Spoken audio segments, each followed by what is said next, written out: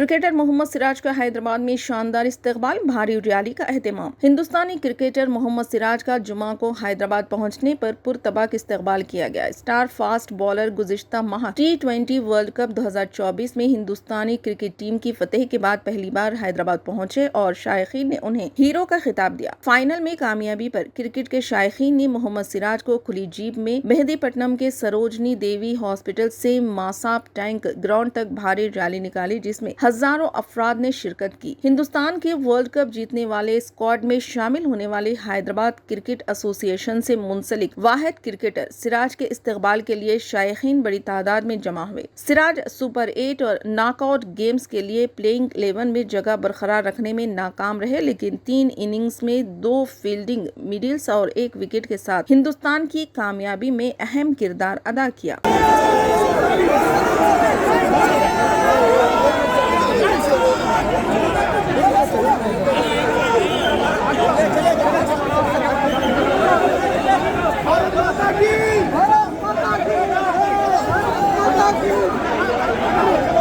पकड़ो sir 1 minute sir.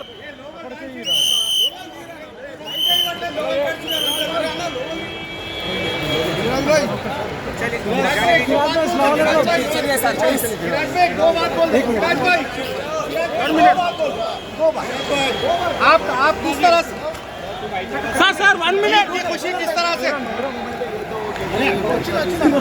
for India,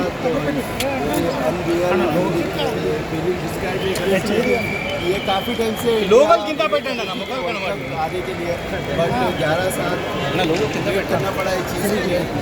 very happy.